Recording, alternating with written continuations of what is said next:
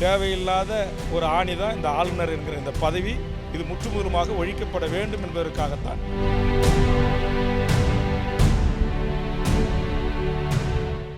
ஆளுநர்கள் தங்களை திருத்திக் கொள்வதாக இல்லை. தனக்கேதோ தனியாக வானளாவிய அதிகாரத்தை ஒன்றிய அரசு வழங்கியிருப்பதை கருதி தந்தோன்றித்தனமாக பல்வேறு நடவடிக்கைகளில் ஈடுபடுகிறார்கள்.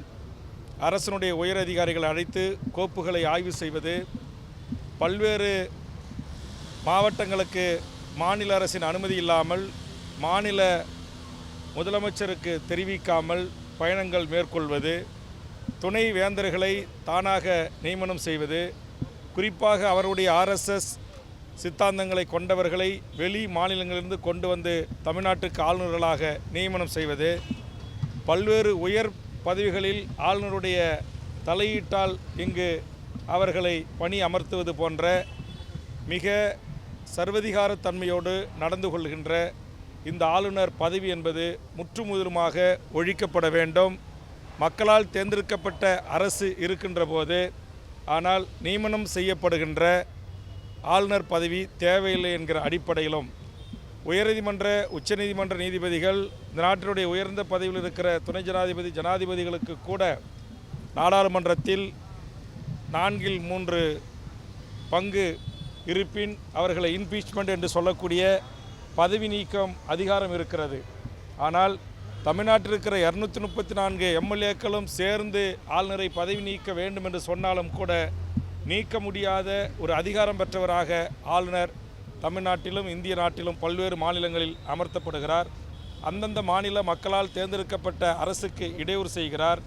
துணைவேந்தர்களை கல்விக்கான அமைச்சருடைய அனுமதி இல்லாமல், முதலமைச்சருடைய அனுமதி இல்லாமல் தானாக நியமனம் செய்து கையொப்பமிட்டு நியமிக்கிற போக்கு, இதுபோன்று பல்வேறு விடயங்களில் தன்னிச்சையாக அவர் தன் அதிகார வரம்புக்கு மீறி செயலாற்றுகிறார். குறிப்பாக தமிழ்நாட்டுடைய ஆளுநர் மாளிகை என்பது தமிழ்நாடு அரசுக்கு சொந்தமான பல ஆயிரம் கோடி மதிப்பிலான இடத்தில் ஆண்டொன்றுக்கு பல கோடி ரூபாய் செலவில் இன்றைக்கு ஆளுநர் என்ற ஒருவர் இங்கு வாழ்வதும் இங்கு அதிகார துஷ்பிரயோகத்தில் ஈடுபடுவதும் ஏற்புடையதல்ல.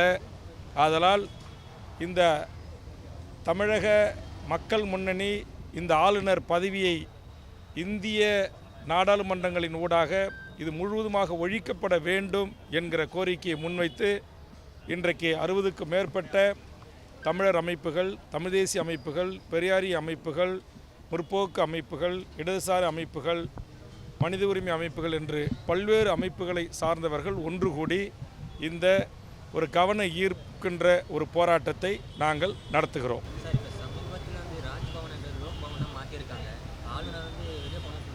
அதான் நாங்கள் சொன்ன, எங்களுக்கு லோக் பவனும் வேணாம், ராஜ்பவனும் வேணாம். எங்களுக்கு மக்கள் பவன் மக்களால் தேர்ந்தெடுக்கப்பட்ட அரசுகள் இருக்கிறது. 234 MLAக்களும் சட்டமன்றத்தில் பணியாற்றக்கூடிய தலைமைச் செயலகம் இருக்கிறது, சட்டமன்றம் இருக்கிறது. அதுவே எங்களுக்கு போதுமானது. தேவையில்லாத ஒரு ஆணி தான் இந்த ஆளுநர் என்கிற இந்த பதவி. இது முற்றுமுழுமாக ஒழிக்கப்பட வேண்டும் என்பதற்காகத்தான் இந்த போராட்டம்.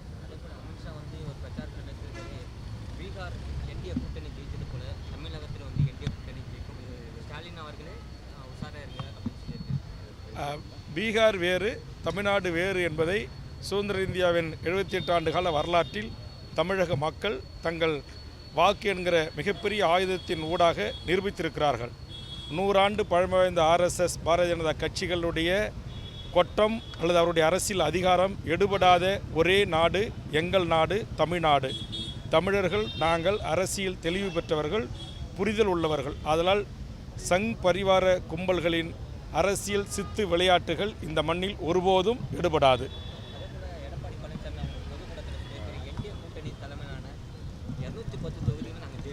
மக்கள் தேர்தலில் வாக்களித்து யார் இந்த நாட்டை ஆள வேண்டும் என்பதை மக்கள் முடிவெடுப்பார்கள். மக்கள்தான் எஜமானர்கள். 2026 தேர்தலில் மக்கள் முடிவுக்கு நாம் அனைவரும் கட்டுப்படுவோம். தேர்தல் இப்போது நாம் எந்த கணிப்புகளையும் எவர் கூறுவதையும் ஏற்றுக்கொள்ள முடியாது. செய்திகளை உடனுக்குடன் தெரிந்து கொள்ள கீழ்கண்ட கேபிள் மற்றும் DTH நெட்வொர்க்குகளில் எம்நாடு செய்தி தொலைக்காட்சியை காணுங்கள். பாதகம் செய்பவரை கண்டால் நாம் பயம் கொள்ளலாகாது பாப்பா. மோதி மிதித்துவிடு பாப்பா, அவர் முகத்தில் உமிழ்ந்துவிடு பாப்பா. அண்மை செய்திகளை உடனுக்குடன் தெரிந்து கொள்ள இணைந்திருங்கள் எம் நாடு தொலைக்காட்சியுடன்.